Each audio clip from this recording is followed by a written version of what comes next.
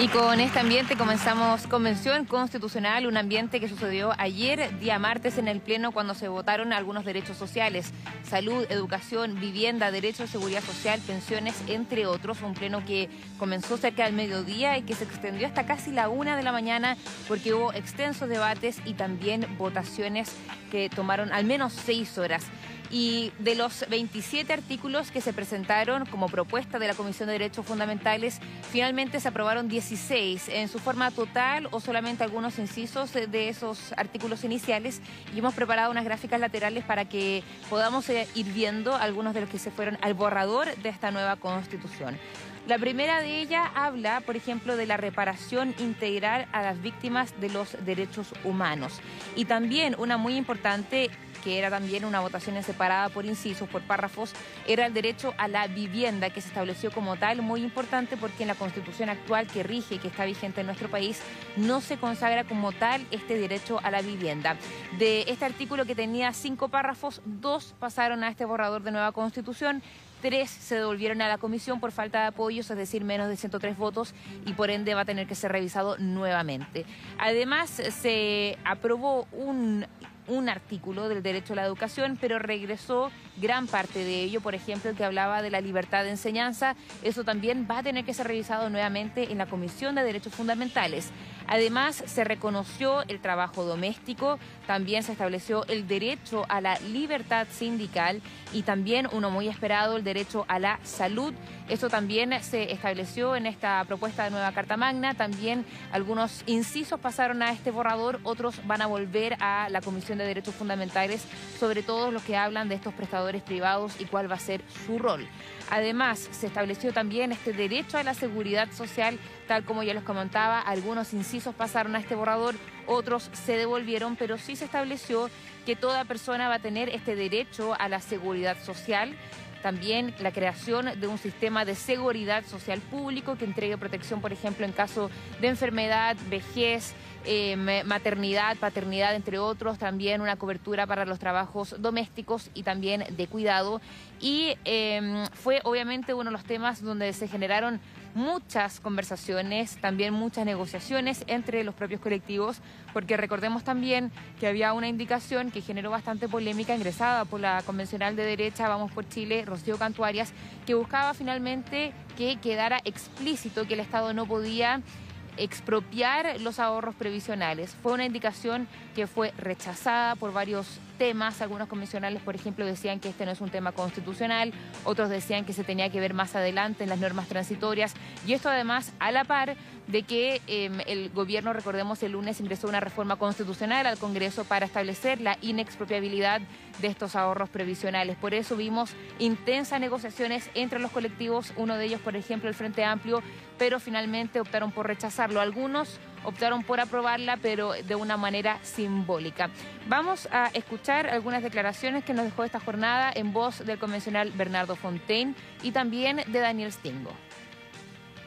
La buena noticia es que aquí se han aprobado derechos sociales que son importantes y que nosotros hemos contribuido con nuestros votos. La mala noticia es que son derechos sociales rascas. La convención tuvo de nuevo la oportunidad de dejar claro que los fondos de los trabajadores son de su propiedad y son heredables y tienen que poder elegir administrador porque son los trabajadores los dueños, y no quiso aprobarlo, lo rechazó. También es rasca lo que va a pasar en salud, porque vamos a tener un sistema de salud estatal, pero vamos a perder la oportunidad de elegir la medicina privada. Que los que vinieron a quejarse hoy día son todos de derecha, y los que están celebrando son todos los demás. ¿Habrá algo detrás de eso? Se queja la derecha. RN, Evópoli, la UDI, los republicanos son los que vienen a llorar aquí y dicen que no sé qué y no sé cuánto. Son todos de derecha. Y todo el resto, representantes de todo el resto de los chilenos, de movimientos sociales, partidos políticos de izquierda, celebran. ¿Qué pasará? ¿Por qué la derecha es la que llora? Porque están perdiendo, poco a poco, todos esos derechos que han adquirido de mala manera. Bien, y vamos a seguir profundizando en este tema. Junto a mí está el convencional Benito Baranda. ¿Cómo estás? Muy bien, muchas gracias, Ana. Gracias nuevamente por estar acá. Vamos a ir aclarando ciertos conceptos. Primero que todo, ¿qué le pareció la votación? 16 artículos de derechos fundamentales pasaron finalmente al borrador de esta nueva Constitución. Bueno, me pareció muy bien, especialmente los de vivienda y ciudad, en los que me ha tocado participar más activamente. El de vivienda venía una iniciativa popular de norma, especialmente el primer inciso es igual a la iniciativa popular de norma, y ahí se aprobaron 2 incisos, algunos volvieron, y también en ciudad se aprobaron 2 incisos que son extremadamente importantes y volvieron. Sin una adecuada norma de ciudad, aprobar una norma de vivienda habría sido casi inoficioso, porque tú requieres que esa norma esté ubicada dentro de una norma de ciudad. Ahora, ¿qué significa que hay una vivienda digna, para que le cuente a la ciudadanía? Bueno, cuando se habla de vivienda digna es una manera de referirse a una vivienda donde uno pueda vivir, ¿no es cierto?, de manera sana y tener los espacios para desarrollarse. La verdad es que el concepto que se utiliza de nivel como técnico es adecuada.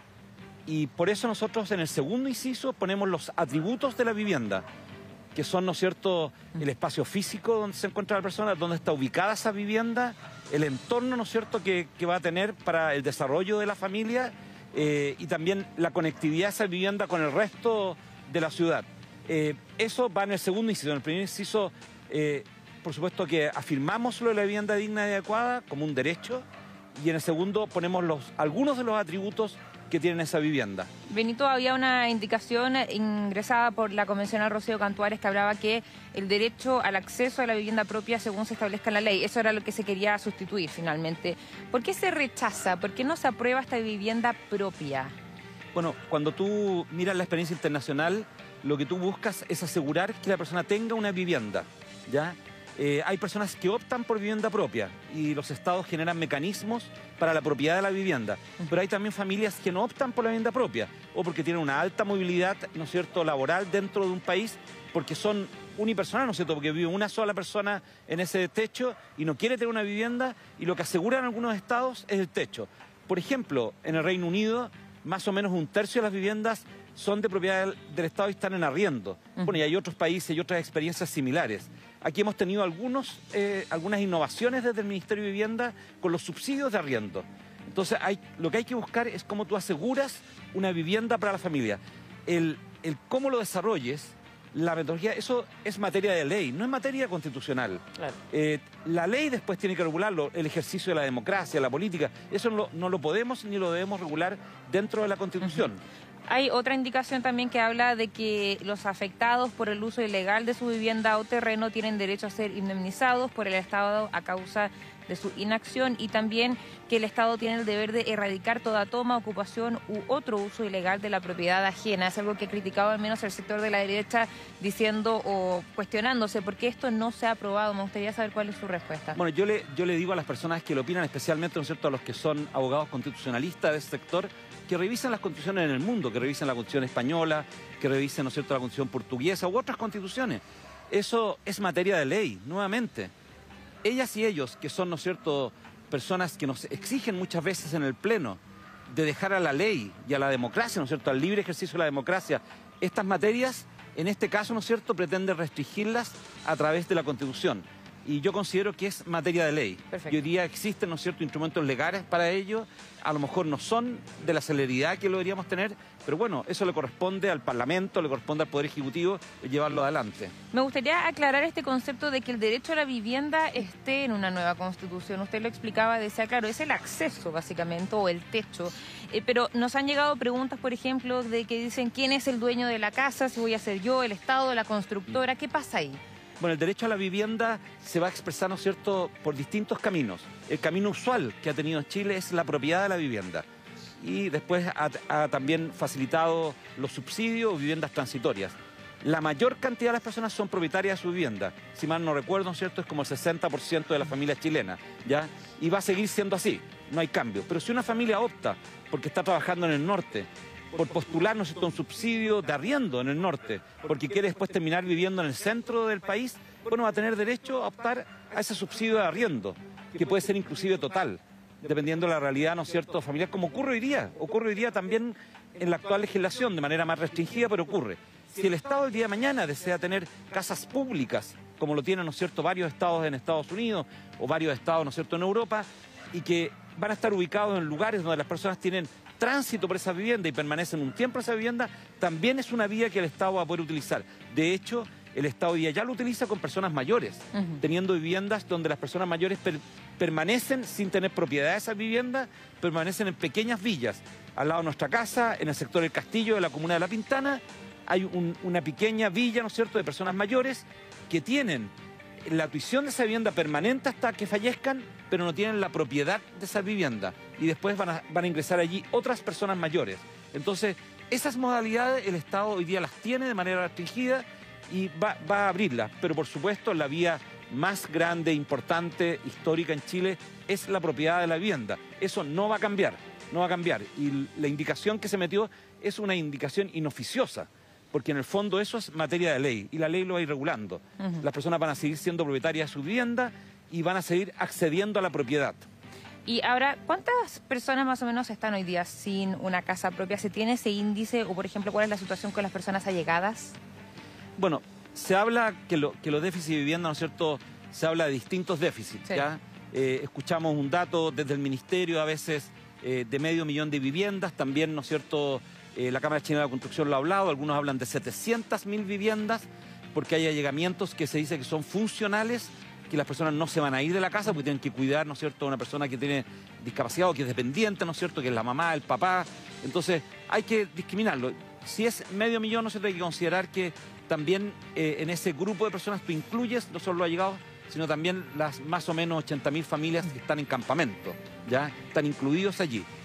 Para ir disminuyendo ese déficit, bueno, tenemos que retomar la construcción de viviendas que a lo mejor tuvimos en algún momento, pero no con la calidad ni con la manera de hacerlas que la tuvimos en ese momento, porque la manera de resolverlo fue, como ustedes saben, ¿no es cierto?, porque las y los periodistas se han involucrado allí, armando estos guetos gigantescos donde llevaste a muchas familias a vivir en pequeñas viviendas, generando, sin equipamiento, generando graves problemas para esas familias. Bueno, eso ha cambiado, ya el Ministerio ha estado cambiando esa política al consagrar el derecho. Eso fortalece la nueva política, ¿no es cierto?, que está teniendo el Ministerio y esperamos que así continúe, ¿ya?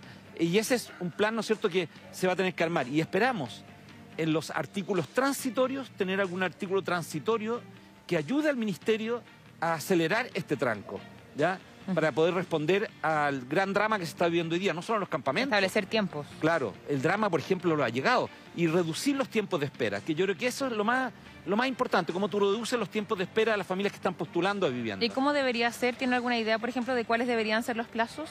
Lo que tú puedes ir haciendo de manera progresiva, con una norma transitoria, a lo mejor en una década, decir que los tiempos se tienen que reducir a menos de 10 años. Hoy día hay familias que han esperado 15, puedes llegar a 5. Y ojalá, ¿no es cierto?, tuviésemos una llegada después de unos 3 o 4 años. Perfecto. ¿Ya? Que es lo que algunos países han logrado afuera. Pero tienes que abrir también las modalidades, porque las personas deben tener la libertad también de poder escoger bajo qué modalidad adherir. Hay personas jóvenes que no quieren tener propiedad de la vivienda. Lo que quieren es poder tener, por ejemplo, como está ocurriendo hoy día en algunos países de Europa, una vivienda pública que le cobre, ¿no es cierto?, el 20 o el 15% de su salario, o tener un subsidio de arriendo que le permita elegir dónde vivir. Benito, cuando usted habla, por ejemplo, de los guetos verticales, que son realmente realidades muy dramáticas que hemos visto, sobre todo en el centro de, acá mismo, en Santiago Centro, ¿cómo cambia esta situación lo que se estableció en este borrador de nueva Constitución? ¿Cómo cambia la vivienda? Bueno, hay dos instrumentos que se han ido generando. Uno en forma de Estado, que llama la planificación territorial, y que no lo tenemos que hacer, ¿no es cierto?, eso no está en nuestra Comisión de Derechos Fundamentales. Pero en la Comisión de Derechos Fundamentales quedó el otro articulado que yo te señalaba que es fundamental para poder llevar adelante una adecuada vivienda, ¿no es cierto?, que es el derecho a la ciudad. Y ese derecho a la ciudad obliga y mandata a que hay que hacer una planificación en la ciudad. Entonces hay que tener cuidado, en los guetos verticales entraron fondos de inversión muchas veces y lo que hacen es solo arrendar vivienda, y particularmente a personas que vienen del extranjero, que vienen llegando, claro, y arriendan, ¿no es cierto?, vivienda muchas personas en un espacio pequeño, o pequeñas viviendas, ¿no es cierto?, para familias que a veces son más o menos numerosas. ¿No existirían más? O sea, lo que tú tienes que hacer es regularlo a través de una planificación de toda la ciudad, que se ha avanzado en eso, pero todavía está en una mano discrecional del municipio, que yo encuentro que eso no puede ser en las ciudades. O sea, tú tienes que hacer una planificación de la ciudad. Tú generas graves trastornos a otras comunas con decisiones que toman algunos municipios en relación a sus planos reguladores. Y eso, bueno, hay varios municipios que lo están revirtiendo, pero hay que revertirlo de manera colectiva. Y esto, bueno, ha habido resistencia, por supuesto, de inversores que han comprado terrenos en esos lugares pensando en inversiones futuras de acuerdo a las actuales reglas. Y eso es lo que tiene que verse a través del derecho a la ciudad. Hablemos de otros temas porque vivienda no fue lo único que se aprobó ayer en este pleno de derechos fundamentales. Hablemos también del derecho a la seguridad social. Hay diferentes comentarios que estamos en un sistema de reparto, un sistema mixto, chavo AFP, no chavo AFP, sí se sigue con la capitalización individual. ¿En qué estamos ahora? Bueno, lo primero aclarar que en esta discusión, por ejemplo, acerca de la propiedad de los fondos previsionales, el inciso tercero de lo que aprobamos en seguridad social, dice que esos fondos solo se pueden utilizar para nuestras pensiones. ¿Ya? Así que yo creo que no, sobre ese tema que lo siguen poniendo muchas personas, ¿no es cierto?, en el tapete, se sigue discutiendo, yo tengo absoluta tranquilidad.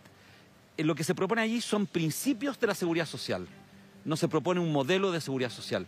Claro, hay personas que sacan como conclusiones a partir de esos principios que ese va a ser el modelo.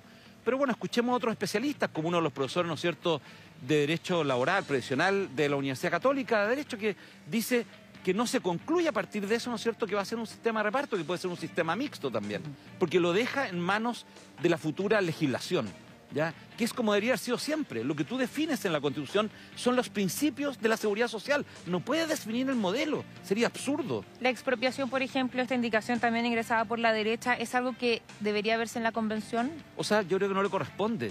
O sea, nunca se ha planteado aquí expropiar los fondos previsionales. O sea, ¿qué responde eso? Yo creo que responde más, como lo he dicho tanto, ¿no es cierto?, cuando me preguntan las y los periodistas, sin ánimo de ser pesado, digo, yo no estoy aquí en la Convención para hacer puntos políticos.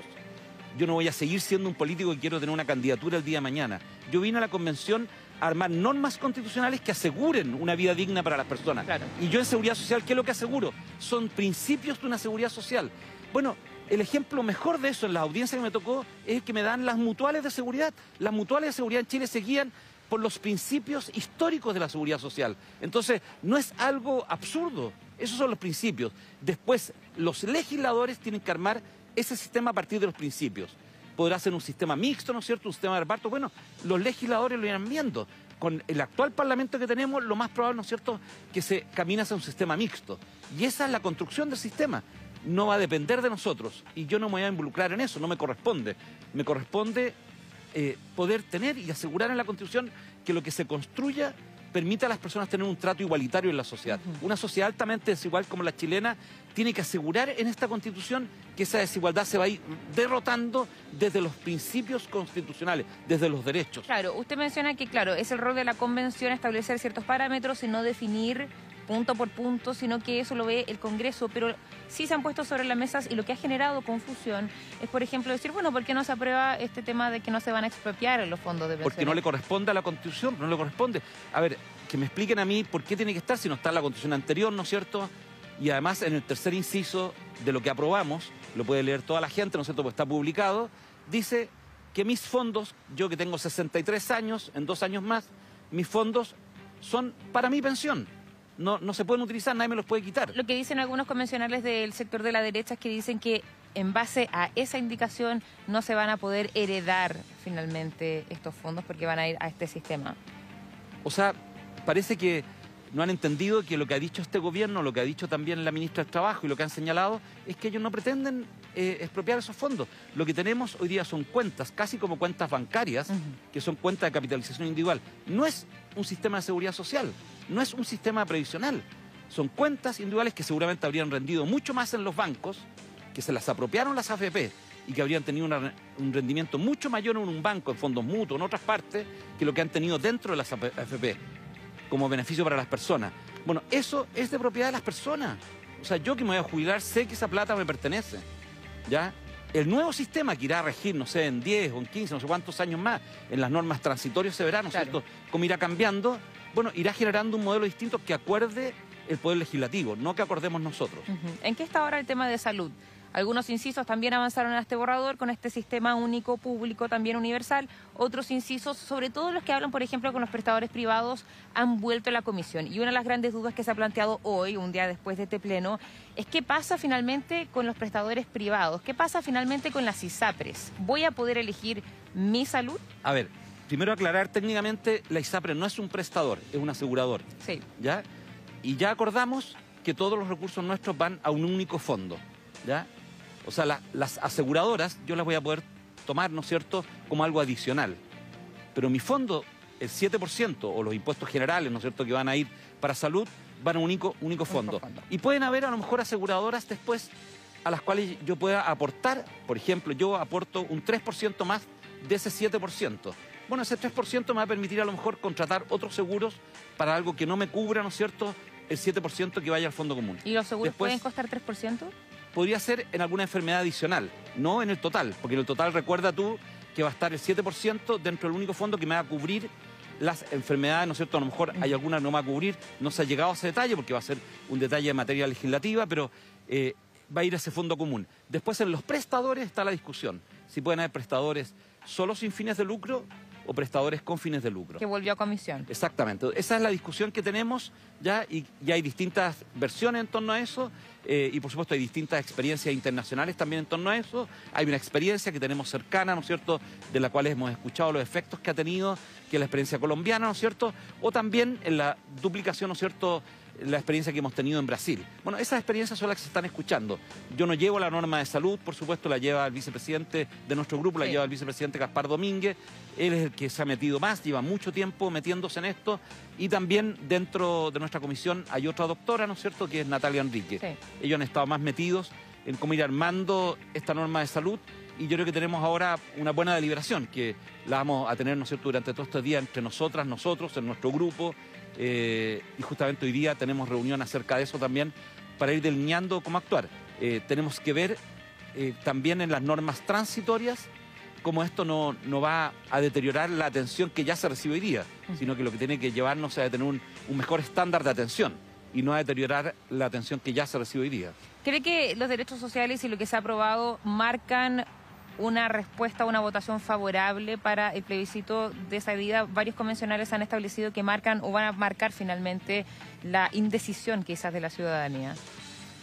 Bueno, yo estoy convencido. Para eso vine a la convención. Vine por los derechos sociales. Así que mi vida, mi trabajo, mi historia laboral.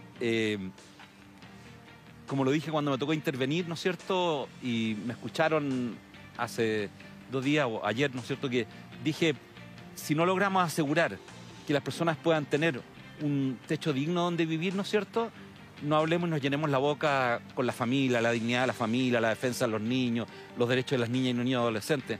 Si visitemos los lugares donde viven, donde se crían esos niños y niñas, entonces no nos engañemos. Lo que tenemos que asegurar y garantizar en la Constitución es algo que por supuesto que nos va a costar, porque gente dice, ¿y tenemos los recursos? Bueno, lo haremos gradualmente, pero si no comenzamos ahora no lo vamos a lograr. Cuando se aprobó, ¿no es cierto?, la ley de instrucción primaria en el 1920, ¿cuánto nos costó para llegar a tener los 6 años de escolaridad? Y muchos dijeron en ese momento inclusive que se sacaban niños de la fuerza laboral y que hizo deteriorar la vida de la familia. ¿Y qué ocurrió en Chile? Nos cambió la historia. Entonces yo creo que lo mismo cuando se abolió la esclavitud. Todavía tenemos rastros de esclavitud en el mundo, de maltrato. Bueno, tú tomas una decisión y progresivamente se va cumpliendo. Y yo creo que eso es lo que nos va a ocurrir. Y cuando miremos hacia atrás, en unos 20 años más, digamos, qué bueno que se tomaron esas decisiones en ese momento, porque hoy día esos derechos están normalizados, están asegurados. No está normalizado el campamento, no está normalizado el allegamiento, no está normalizado, ¿no es cierto?, un gueto, ¿no es cierto?, en la periferia de las ciudades donde junta un montón de gente. Eso ya no está normalizado. Lo que se normaliza es la inclusión y una vivienda digna, adecuada, para poder desarrollar tu familia. Benito, para terminar, si bien usted está muy contento, ¿no?, con lo que se aprobó en este Pleno de Derechos Fundamentales, hay varios que han dicho que ha costado explicarle a la ciudadanía finalmente la importancia o lo que se ha aprobado. ¿Cree que el factor comunicacional que viene de la propia convención juega un poco en contra de todo el trabajo que están haciendo aquí? Bueno, yo creo que se cruzan muchas tensiones. Yo no diría un solo factor. Hay unas tensiones con el gobierno instalado, ¿no es cierto?, con la presencia de los simpatizantes, ¿no es cierto?, del gobierno dentro de la convención. ¿Le parece que está...? No, todo eso se tensiona. Yo creo que es todo esto político lo tensiona. ¿Cuál es la tarea nuestra como estudiantes? La mía personal. Es que las personas de mi distrito entiendan lo que estamos aprobando acá. Y a eso me he abocado de la semana pasada, a eso me aboqué, ¿no es cierto?, ayer cuando vinieron todos los comités de vivienda, por lo menos de la zona sur de Santiago, la gran mayoría, para que vayamos juntos entendiendo lo que está ocurriendo. Y yo creo que eso es lo que vamos a hacer a partir de ahora, en las noches, los fines de semana, ¿no es cierto? Trataremos de comunicarnos con la ciudadanía, que nos pregunten mucho. Esto es muy bueno lo que estamos haciendo acá, pero también es muy bueno que me pregunten. Hoy día, por ejemplo, una persona me escribió de un comité de vivienda y me dice, Benito, aclárame lo de la propiedad, esto que acabas de preguntarme tú. Entonces, yo creo que, y nos vamos a juntar por Zoom con un grupo de personas para aclarar, ¿no es cierto?, lo de la propiedad. Y así, yo creo que tenemos que ir aclarando qué es lo que hemos ido aprobando. Claro. ¿ya? Y ese es trabajo nuestro, no de ustedes nos pueden ayudar, mucha gente puede ayudar, también la gente de comunicaciones de la convención, pero nos corresponde más a nosotros. A ir a sus distritos. Bien, Benito Baranda, muchas gracias. Que esté muy bien. Pues. Muchas gracias. Y nosotros vamos a ir a una breve pausa comercial y a la vuelta vamos a seguir conversando sobre todo lo aprobado en derechos fundamentales. No se vaya.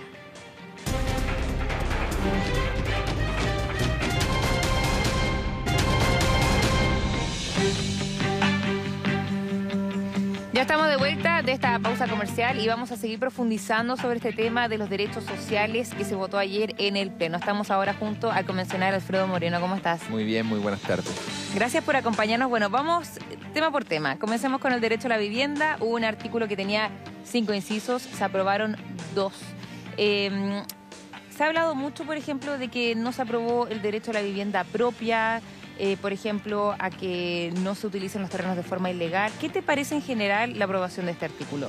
Yo creo que lo primero, y esto yo creo que había un acuerdo bastante transversal, que era bueno poner en la Constitución el derecho a la vivienda que no estaba en la Constitución del presidente Lagos o la del 80, pero sí había estado la del 25, digamos.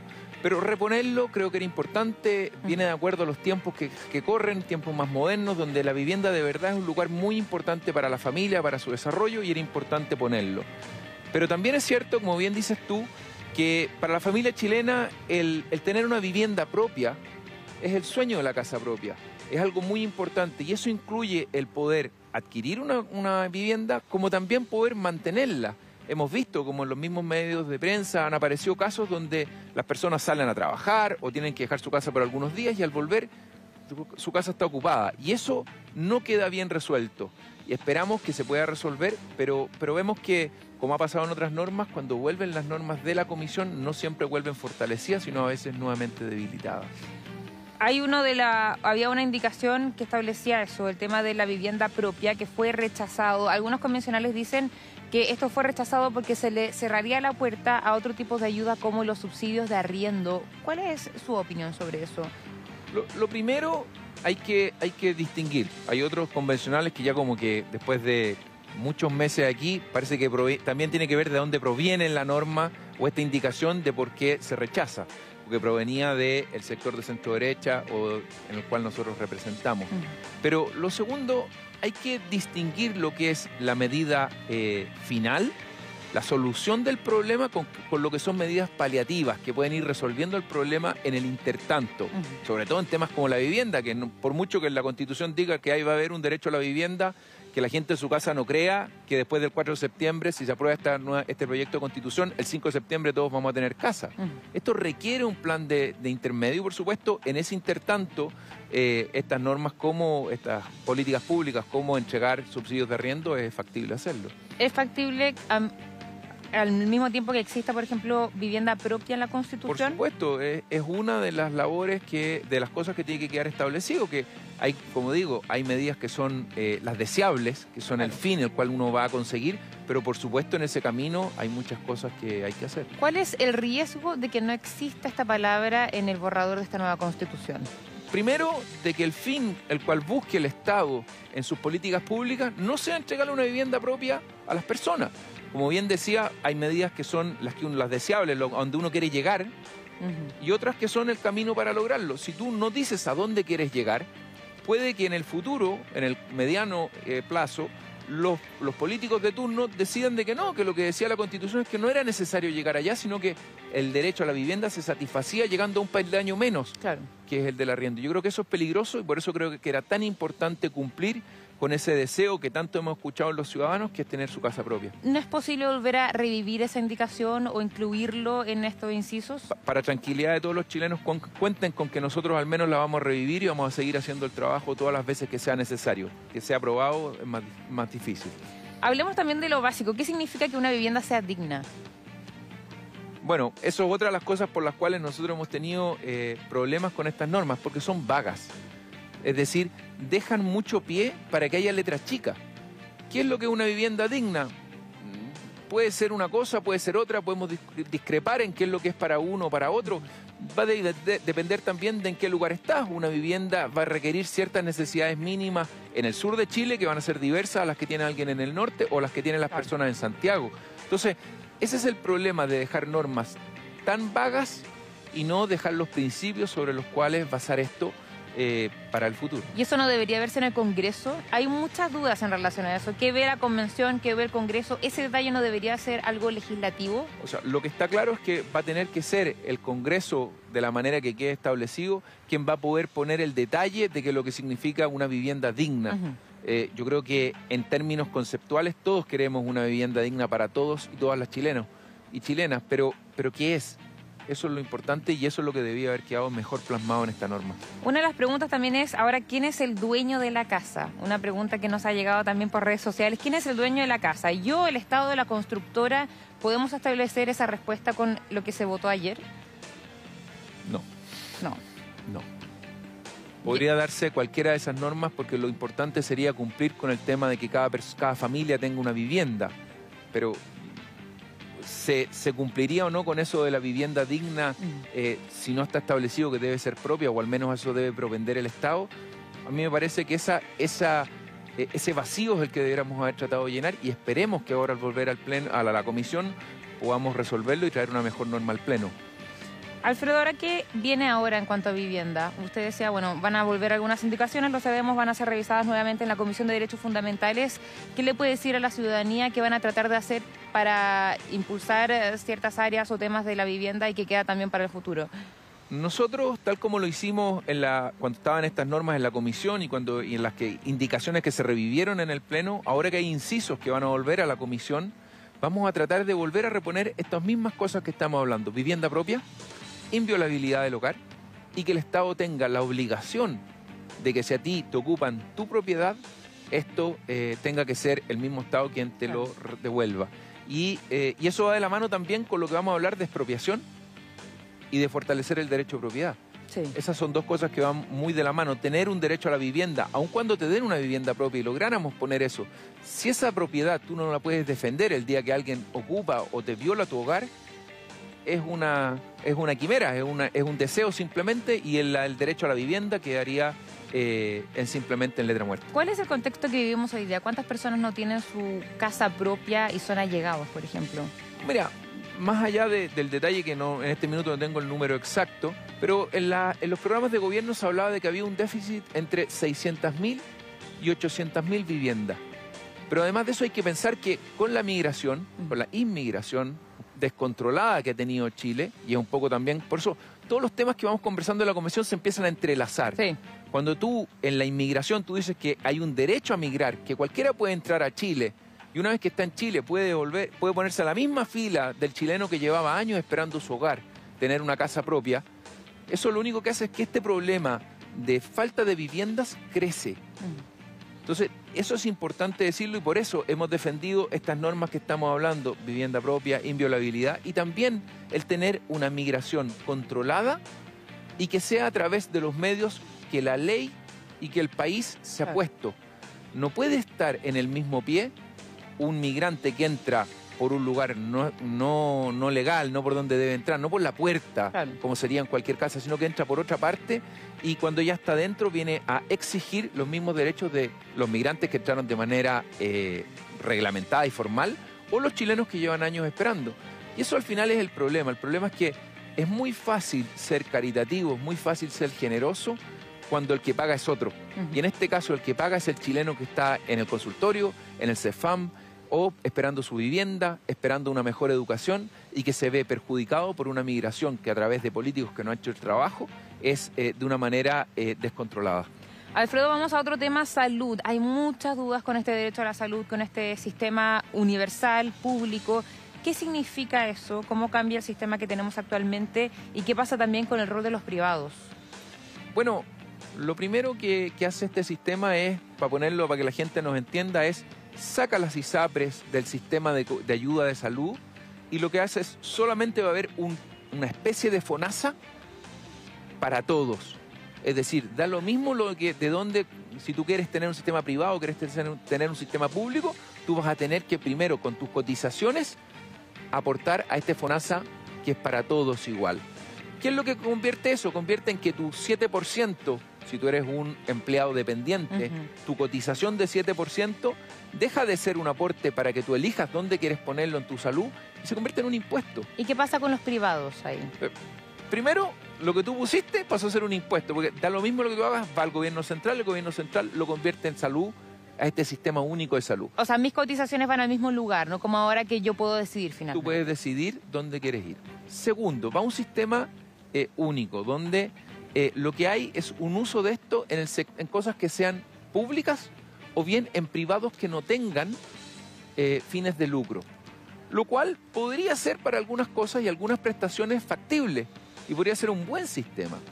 Pero lo que pasa es que todas las materias o todas las áreas que tienen cierta mediana o alta complejidad requieren, hasta el día de hoy, en todo el mundo y en Chile también, inversión, requieren correr un riesgo, requieren traer tecnología de afuera, cosas que el Estado no está capacitado a hacer. El mejor ejemplo es la gente que requiere una diálisis. Hoy día cerca de 24.000 personas, pacientes, requieren dializarse de manera periódica. De esas 2.500 la hacen en el sistema público. 21.000 personas lo hacen, pacientes lo hacen en el sector privado. ¿Quién va a hacer eso? ¿Cómo lo vamos a hacer? Si esas personas hoy día, si tienen lucro, no se van a poder atender. Pero lo que entiendo es que mi cotización van a un fondo común para todos y tengo la posibilidad de adquirir un seguro privado. Tiene un problema eso la norma, porque la norma lo que dice es que tú puedes adquirir un seguro privado, la que se presentó, digamos, ahora para volver a la comisión. Pero hablemos de lo que se presentó ayer. Pero lo que decía era que esos seguros complementarios, que ya desde ya no van a ser con tu 7%, o sea, va a tener que gastarte, no, un poco más, lo que valga. Hoy día tu ISAPRE costaba 7%, incluso más del 7%. Hoy día tú vas a tener que gastar el 7%, que va a ser el impuesto a tu trabajo que se va a ir a este fondo del Estado, pero sobre él vas a tener que gastarte otro 5, 6, 7% extra para tener el seguro que haga la misma pega que antes hacía ese seguro en la ISAPRE que tú tenías.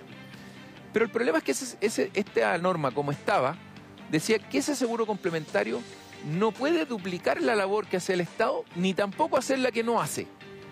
Entonces tú vas a poder comprar un seguro de salud, pero que no sirve para salud. Porque si hiciera lo que hace el Estado, no lo tendría y no podría hacer lo que no hace el Estado. Entonces, menos mal volvió a la comisión, ojalá se resuelva. Y lo más importante, creo yo, que de la enseñanza que hemos tenido con la pandemia, es que cuando el sector privado con el sector público ponen a las personas primero y trabajan de manera conjunta, funciona. Cuando no habían camas, no te preguntaban si tú tenías plata o no tenías plata, no te preguntaban que tú tenías ISAPRE o tenías FONASA, decían no, lo primero es la salud de esa persona. ¿Y quién paga? Bueno, obviamente que si tú eras de la parte estatal, en este caso FONASA, y FONASA no era capaz de darte tu tratamiento, el que debe ir a hablar con el sector privado y pagar la cuenta es FONASA, es decir, el Estado. Yo creo que eso es lo que las personas quieren poder atenderse de manera oportuna, con la calidad que requiere y que se sienta, oye, que les gusta tanto y hemos hablado de este sistema, de este concepto que es medio difuso, quieren una atención digna. Ahora cambiamos a otro tema porque lamentablemente hay mucho que hablar, pero poco tiempo. ¿Qué pasa con el derecho a la seguridad social? ¿En qué estamos? La Convención y los coordinadores de la Comisión de Derechos Fundamentales han dicho varias veces que no es el rol de la Convención definir qué sistema de pensiones vamos a tener, pero ya hemos escuchado a algunos que dicen que ya se abrió la puerta a un sistema de reparto, se le dice adiós a las AFP, no implica el adiós a la capitalización individual. Desde su punto de vista, ¿cuáles son los parámetros? ¿A qué sistema estaríamos yendo? Yo lo primero... Yo escuché a los coordinadores, he escuchado también a convencionales que apoyaron esta norma y que dicen que no, que esto es una cosa amplia y que va a ser una cosa que tiene que decidir después la política pública, el Congreso, el gobierno de turno, ya se verá. Pero la verdad es que como quedó establecida la norma, aquí quedó establecido un sistema de reparto. Aun cuando se cayó el último inciso que ya lo dejaba el del monto definido. Pero si tú miras la norma, y aquí voy a simplemente leer lo que dice para que los auditores puedan entenderlo. Dice, los principios con que se va a regir este sistema es universalidad, solidaridad. La única manera de hacer solidaridad como principio es que se reparta la plata de los que pagan y de los que no. ¿Y mixto? Al ser mixto, lo que habría es una parte de capitalización individual y una parte de aportes de un fondo. Eso es lo que dicen varios convencionales, que estarían buscando un sistema mixto. No, pero si estuvieran buscando un sistema mixto, es el que hoy día tenemos. Sin AFP. Es que, con otros parámetros de capitalización individual. Por cuando tú dejas fuera la elección de las personas en la parte que le toca aportar a ellos, es decir, la capitalización individual, y queda, como dice aquí, solamente público, o sea, lo tiene el Estado, lo usa como quiere el Estado, y después te va a decir cuánto te va a dar, ya dejó de ser capitalización individual. Entonces, en vez de mejorar el sistema, ¿cuál era lo lógico, a mi manera de ver? Hoy día nosotros tenemos, un pensionado recibe por dos vías, o ahorra o puede recibir por dos vías. El fondo solidario y la capitalización individual. Lo que uno entendería, como es en Nueva Zelanda, como es en otros países, es que el aporte solidario, es decir, el que se paga con los impuestos de la nación, Claro. ese tiene que ser suficiente para todos. Y lo que ahorran los trabajadores en su cuenta de ahorro individual es un extra. Porque Así si no, debería ser. o si no, ¿qué es lo que pasa? ¿Dónde están los incentivos para las personas? Ya hablamos que tienen un impuesto a través de este seguro de salud que va a tener que pagar su 7% de cotizaciones a todo evento. Bueno, el 11% que ellos pagan para cotizaciones previsionales va a ser otro impuesto. Y lo van a pagar todos los que sean dependientes. Lo va a pagar el caballero que tiene un contrato. El señor que es independiente no paga, pero va a tener pensión. La persona que no tiene que ver con esto, la gente, ¿qué va a decidir? ¿A dónde van a estar los incentivos? En hacer el esfuerzo por tratar de tener más trabajo informal, cuando lo que está haciendo el país, lo que está tratando, lo que uno escucha de manera transversal de las autoridades políticas, es que debiéramos tener más trabajo formal. Alfredo, hay una indicación que se rechazó también, que lo ingresó la convencional Rocío Cantu Arias, que hablaba de que el Estado no puede expropiar estos ahorros previsionales. Eso fue rechazado. Hemos escuchado muchos puntos de vista sobre esto. ¿Qué le parece a usted que se haya rechazado? Por ejemplo, conversábamos con otros convencionales del colectivo socialista, del Frente Amplio, que decían que eso no era necesario porque la convención no busca la expropiación de los fondos y que ya estaría establecido de cierta manera en el derecho a la propiedad. Y también se ha hablado y se ha visto de forma paralela esta reforma constitucional ingresada por el gobierno para buscar precisamente la inexpropiabilidad. ¿En qué queda ese tema acá en la convención? Mira, yo en este minuto, en este tema, quiero hablarle a los auditores y a las auditoras que nos están escuchando hasta ahora. En la convención se ha planteado, en algunos casos ya ha quedado aprobado, el derecho a la memoria. Se ha aprobado y se ha presentado, sin ser aprobado aún, pero se ha aprobado el derecho de los hongos, el derecho a la semilla ancestral. Cosas que pueden ser relevantes para un grupo, puede estar muy bien que queden plasmados. Bueno, mi pregunta es, ¿por qué no queda expreso en la Constitución que los ahorros que las personas tienen en sus cuentas individuales y que sus cotizaciones futuras van a ser de su propiedad? Yo no entiendo, aquí la verdad que era tan fácil dejar tranquilo a los chilenos y a las chilenas diciéndole que sus fondos de pensión y que sus cotizaciones futuras van a ser de su propiedad, van a ser inexpropiables, van a poder heredarla a sus hijos. No entiendo por qué no hacerlo, salvo que es lo que yo creo, por una cosa de la manera en que se piensa, de la ideología que tienen y de cómo ellos ven este sistema. Ellos creen que no debe ser así, pero hablemos a la ciudadanía desde la verdad, no con tanta letra chica. Una de las cosas que más le ha molestado a la ciudadanía y que también tenía que ver con este proceso en que estamos hoy día es la letra chica. Entonces, yo digo, si está el derecho a la semilla ancestral, si está el derecho a los hongos, si está el derecho, podríamos nombrar muchísimo, de temas que pueden ser relevantes, yo no digo que no, pero este tema es central para muchas familias, millones de familias chilenas. ¿Por qué no lo dejamos plasmado en la Constitución desde ahora? Bien, hay algunos incisos que van a tener que volver entonces a la Comisión de Derechos Fundamentales, así que vamos a estar pendientes también a todo este trabajo contrarreloj, sin duda, que tienen los convencionales. Muchas gracias, Alfredo Moreno. Muchísimas gracias a ustedes. Bien, y nosotros nos despedimos. Gracias por acompañarnos, como siempre, en Convención Constitucional. Nos vemos mañana a partir de las 15:30 horas por las pantallas de Mega Plus.